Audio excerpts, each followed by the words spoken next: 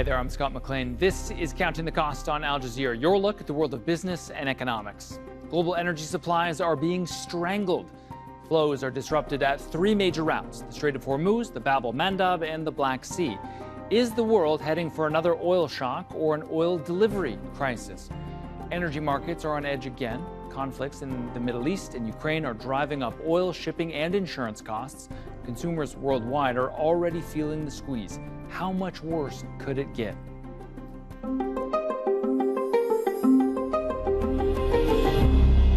Well, shipping through the Strait of Hormuz remains effectively halted. Tankers are now avoiding another critical waterway, the al-Mandeb, as Houthi armed forces threaten Saudi-linked vessels. And Ukrainian strikes have hit Russian export infrastructure.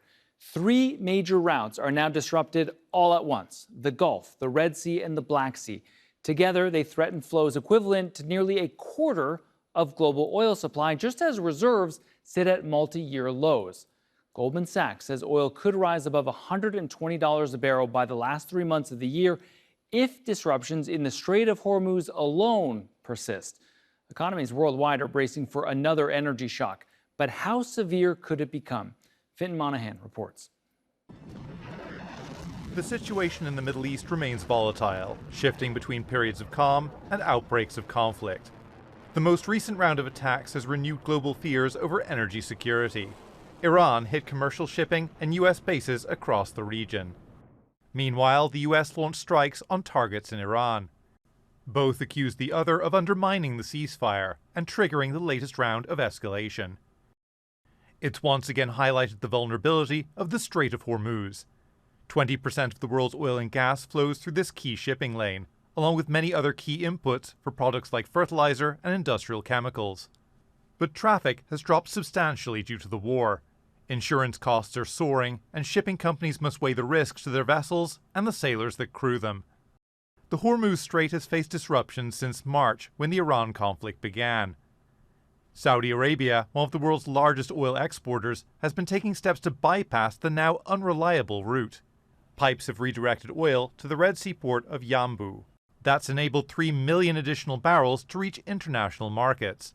But now there's danger at another choke point, Bab el-Mandeb, a strait that handles around 12% of the world's container traffic and millions of barrels of oil a day. Yemen's Ansarullah group, also known as the Houthis, is attacking tanker ships attempting to pass. It earlier announced a blockade on any tanker that loads oil at Saudi ports. They say the move is in response to Saudi attacks on Sana'a airport. The Yemeni armed forces carried out a special military operation targeting 2 Saudi oil tankers that had violated the blockade. The Yemeni armed forces will continue their naval operations against the Saudi enemy. The Houthis are Iranian allies, but Iran says they're acting independently. Several ships have already turned back from Bab el-Mandeb, a sign the Houthi threat is having an effect. Global oil supplies are being further squeezed by the war between Russia and Ukraine. Attacks on Russian refineries and Black Sea export terminals have taken even more fuel off the international market. Brent crude prices have ticked up in July, at times hitting more than $100 a barrel. Some analysts say it could top $150 by September if the disruption continues. One reason prices haven't reached those heights yet is global reserves. In March, International Energy Agency member states agreed to release an additional 400 million barrels onto the market. But those reserves won't last forever. The energy crunch is also hitting elsewhere. Natural gas prices in Europe hit their highest since 2023. Diesel and jet fuel are also trading higher in many markets. The longer the crisis in the Gulf drags on, the more severely it'll impact the global oil market.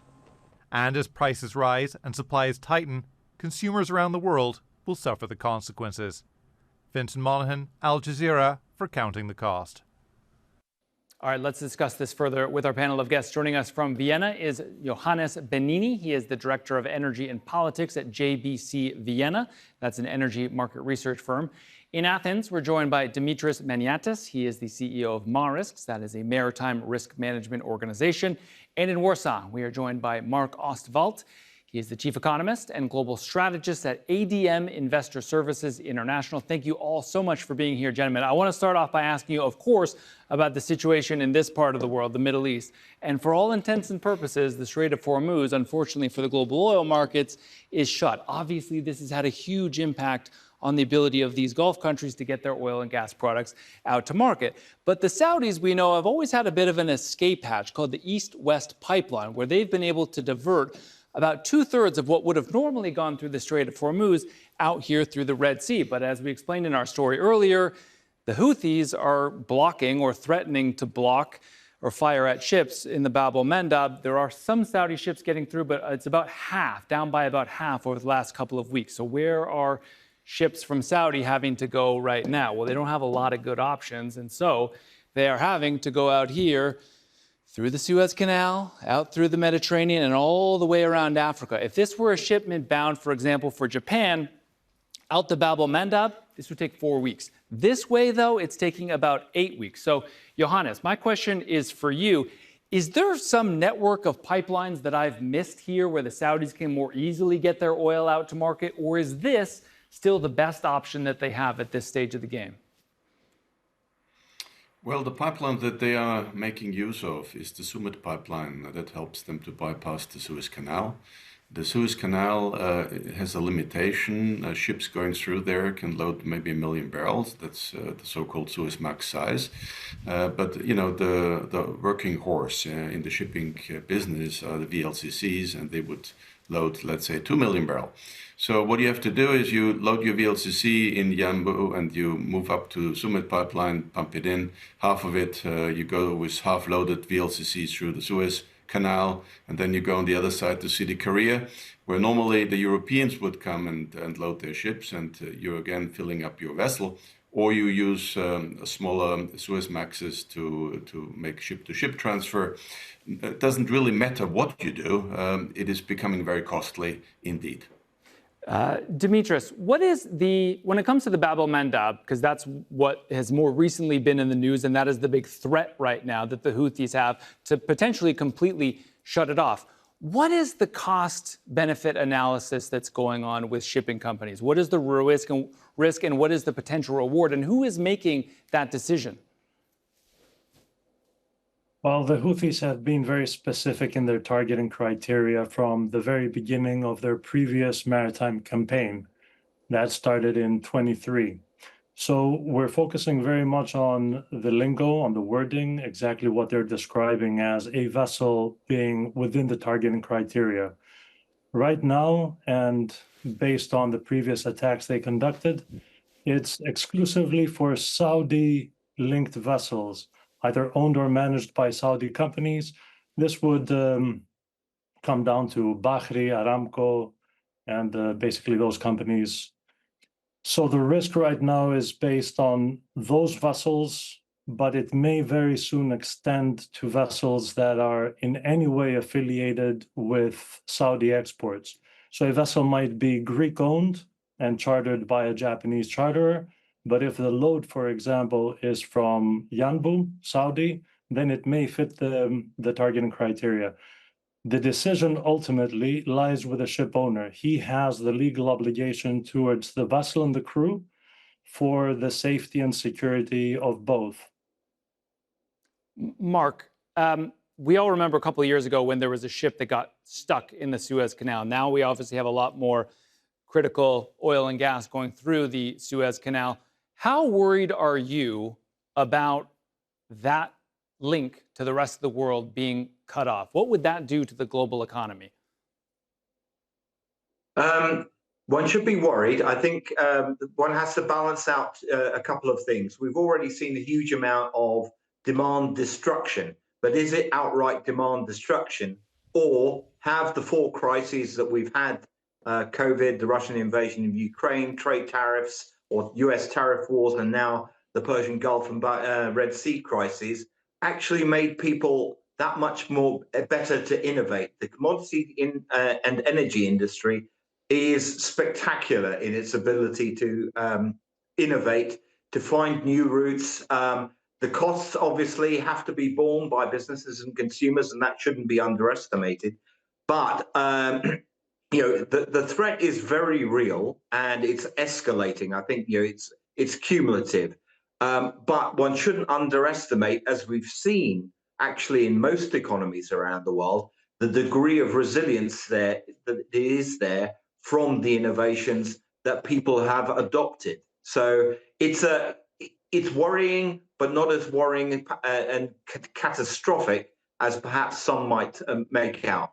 It is so nice to hear just a sliver of optimism these days. Mark, guys, I want to ask you about the fluctuations in the price of oil. And obviously, since this conflict has started, they've been all over the map. So this was pre-war, just over $70 a barrel. Obviously, it went above 110. This was when the Memorandum of Understanding was signed, and this was the more recent tit-for-tat exchanges between the U.S. and Iran. Part of the reason why oil never got up to 200, 150, of course, is because you have these global stockpiles of oil reserves. And the world is emptying out theirs, though it's only down about 5%. The Americans, though, on the other hand, they are emptying at a much faster pace. In fact, their strategic reserves are down by 25%. But Johannes, how much longer can the Americans afford to do this to effectively try to keep the global price of oil in check? Well, it really depends. There's a little bit more room on the crude oil side. Obviously, the crude oil market has the advantage that also the Chinese have a lot of crude oil on storage. The US has another 100 million barrels of crude oil they can release from the strategic reserves before they really have a problem. But that very quickly can disappear. Yeah? It is only a matter of how long the crisis lasts. The more concerning aspect are the refined products, and we are right now in the middle of the high demand season. And the reason why this is of concern right now is we have not only the closure of the Middle Eastern refineries not being able to make the usual kind of supply, we have additionally the lack of the Russian middle distillates, and those middle distillates, 800,000 barrels of diesel in particular, are the reason that the margins for the diesel market and for jet fuel are going through the roof. We have never seen such crack spreads, and the market is quite concerned. Mark, Johannes mentioned the Chinese stockpiles, and they are pretty deep, lasting, at least at the outset of the war, 6-7 months perhaps. This is the amount of oil that the Chinese are typically importing over the past decade or so. But look what happened just this year. 40% less oil is what the Chinese are importing right now. If you look at the peak of their imports, it's actually down by 47%. But at some point, Mark, the Chinese are going to work their way through their stockpiles, and they're going to have to become buyers again. What then? Yeah, I mean, that is the threat. The Chinese were very prescient in building up their inventories to ensure they had roughly about a year's worth of supply. The other factor playing in here is the fact that domestic demand in China is extraordinarily weak. So they have actually had the capacity to also export oil, crude, from their reserves. But the longer this goes on, and I personally can't see where there's a bridge between the US and Iran, even if people say, well, Trump needs to have an agreement in place long before the midterm elections, how? Without actually having a humiliating climb down. So China has a lot of, is very important in this, along with Europe. And the real risk is if Europe were to suddenly pick up, this is more a threat on gas, its inventory building, and indeed on oil, to at the same time as China. That's probably more a risk in the latter part of Q3 and Q4 rather than very immediate. Dimitris, can we just go back to the shipping element of this again and ask, how much is insurance typically on one of these big tankers, and how much higher is it now because of the war? And how much of that cost is ultimately trickling down to the final consumer? Well, there are three types of insurances that a vessel has, but the one that you're referring to is the war risk insurance and the additional premiums that apply every single day that a vessel is within a high risk area. So if we're looking at the Persian Gulf and the Strait of Hormuz, Right now, we're seeing percentages of up to 7.5% of the total value of the vessel and the cargo. That is millions of dollars per day that a vessel has to pay if it's operating in that environment. That cost translates to a heavier price being paid on any single purchase that anybody makes around the world. Additionally, another very disturbing factor is that Lloyd's underwriters, which are basically the insurance covers for additional premiums, have said that the insurance may become void if the vessel is seen as breaching sanctions or dealing with the Iranians, may become void. So even if it's really expensive, ship owners right now are hesitant to buy insurance in order to transit from the Strait of Hormuz because of that potential threat. And Dimitris, when you say dealing with Iranians, do you mean paying a toll, which the Iranians haven't put in place, at least during this period, or do you mean just coordinating their passage through the Strait of Hormuz and that northern route that they say is the safe one? Well, what I can share with you is that we've been involved in operations that vessels have transited the Strait of Hormuz by coming to an understanding with the Iranian side and using the northern corridor. And at no stage were we privy to information that they paid any fee at all. We've heard, of course, in the industry that fees have been applied in previous times, and that is before the MOU signing. But looking at the wording of the MOU, Iran has confirmed that they will not apply any tolls for vessels transiting during that 60-day period through the northern route. So I'm not sure if anybody is actually paying the Iranians right now. Gotcha. Obviously, there's not just conflict in the Middle East. There is also conflict taking place in Russia that's having a big impact. So all these red spots on the map, these are oil and gas facilities that the Ukrainians have successfully hit throughout the course of their war. And I will just point out two things to you. This is the city of Omsk. From the front lines of the war in Ukraine, this is 2,500 kilometers away. And yet the Ukrainians are still able to hit this target. I will also make mention of these facilities along the Black Sea coast. Obviously, a lot of what the Russians are putting out there in the market is sanctioned.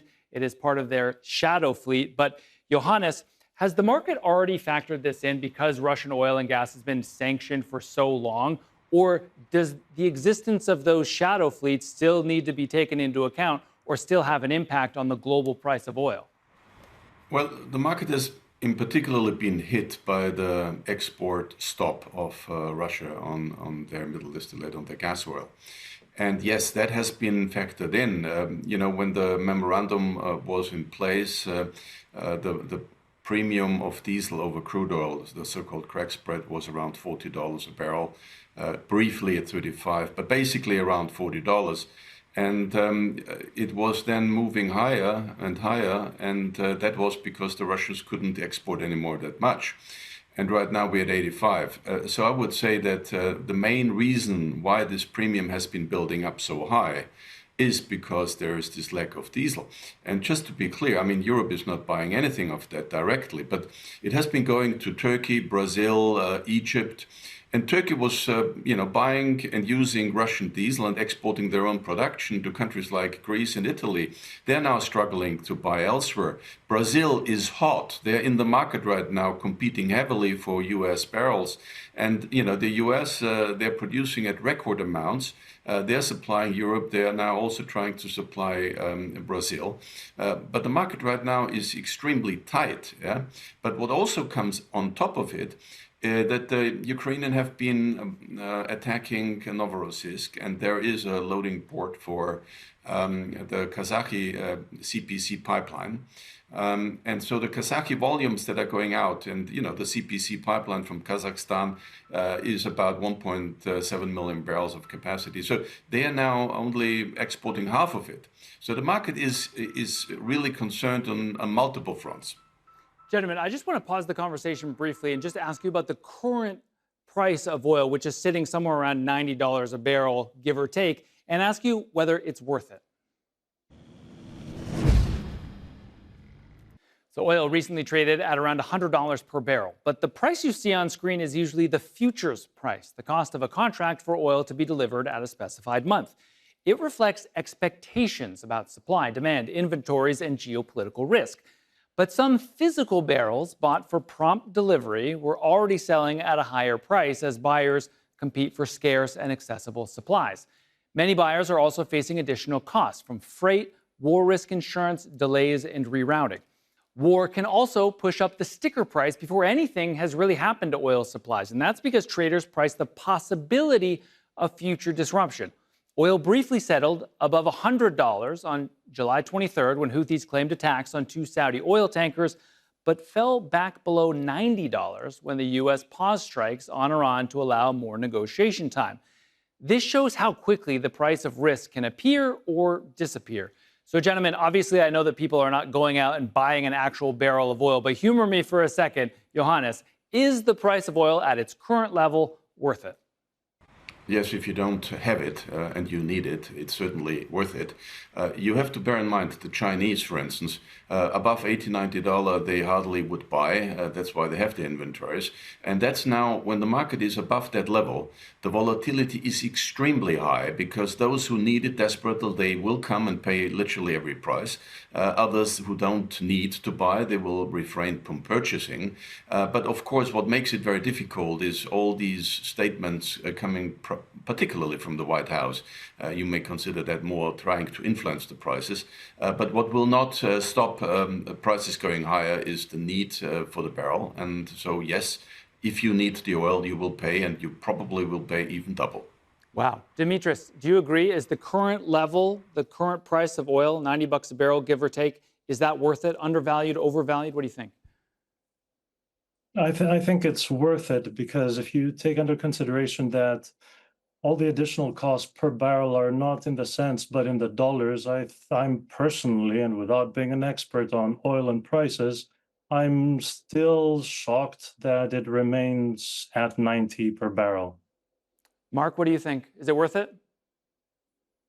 Yes, it's definitely worth it. The risk premium that needs to be factored in. We've got basically a big contrast between a world which is generally oversupplied with oil pre this conflict, and now one which is severely disrupted and likely to be disrupted for a long time. If one compares it to the 1970s, we need a price of $330 a barrel in real terms, a real comparison. So this is actually worth it. I think really the bigger question is the premiums that people are paying for diesel, for air fuel, for shipping fuel. That's where the real risks lie. It's in products rather than in crude. Johannes, at the outset of this war, we talked a lot about more American oil, Canadian oil, Venezuelan oil, just to give a few examples, maybe getting onto the market to try to have more supply, bring down the price. Over the past 5 months, has that really happened, or are producers thinking the high prices aren't going to last, it's not worth it to invest in higher production? Yeah, these are processes that take time. Everyone wants to be convinced it's worthwhile the investment. But you also have in the US in particularly a certain phase where right now you're coming close to the peak production. In general, the industry is good if they maintain very high levels there. But you see a lot of more potential coming, particularly from Canada. Obviously, Guyana is out there. But we should not underestimate the Middle East. It's the area in the next 5 years where most of the investments will come from. But yes, they're right now having a hard time, and so investments elsewhere will be flourishing. Mark, briefly, obviously governments have been trying to help where they can, and especially at the outset of the war, they've been subsidizing a lot of things for their citizens, owing to the higher costs of virtually everything because of the higher transportation costs. How long do you think that those kind of subsidies can really last, though? Well, they are very much finite. They are suffering under the burden of previous subsidies, particularly during COVID and the Russian invasion of Ukraine. There is a limit, and particularly one has to make the observation for emerging market countries, particularly those in South Asia, as just one example. Africa also applies. The subsidies aren't, they can't even provide subsidies. So this is a crushing blow for their economies. But they're not sustainable in the long run, particularly given the debt positions of the major developed economies, because otherwise they're going to have to start making cutbacks elsewhere, which will prove very unpopular. Dimitris, do you think that when the dust has settled here that we're going to see a rewiring of the global oil market, how things are shipped, how oil and gas gets to market because of the risks coming from the Middle East? Or do you think that when this is all over, people will just go back to their reliable suppliers here in the Gulf? Yeah, people have a very short-term memory. I think that in the beginning, there are going to be risk mitigation measures for any future potential similar incidents or geopolitical environments. But in the long run, I'm not sure that much is going to change. I see, though, however, from countries even like my own Greece, looking at options of moving energy infrastructure and the production of energy into a nuclear environment rather than fuel. So maybe that can be a potential change above and beyond whatever green concepts are in place for renewables. Johannes, do you agree with that? Is this a rewiring that we're going to see, or are things going to go back to normal when this is all done? You know, Europe is all a little bit different. They are pursuing the targets of the Green Deal, so decarbonization, and yes, the investment in nuclear is, something that happens everywhere. In the US, they go from 96 to 400 nuclear power plants. In China, they're expanding massively. In Europe, a lot of countries that did not have nuclear power now are going this way. So I would say everyone is trying to become a little bit less dependent on imports, particularly on fossil imports, so that electric cars will have some support, especially when they reach longer distances. So yes, there is a good move in this direction. All right, gentlemen, it is a great discussion. We'll have to leave it there.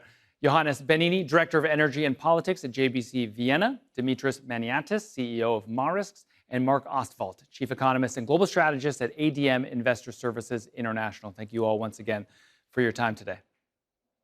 And that is it for our show. You can get in touch with us on X. My handle is @ScottMcLean. And make sure you use the hashtag AJCTC when you do. Or drop us an email. Countingthecost@aljazeera.net is our address. But there's more for you online at aljazeera.com/CTC. That'll take you straight to our page, which has individual reports, links, and entire episodes for you to catch up on. All right, that is it for this edition of Counting the Cost. I'm Scott McLean from the whole team here in Doha. Thank you so much for watching. The news is next here on Al Jazeera. See ya.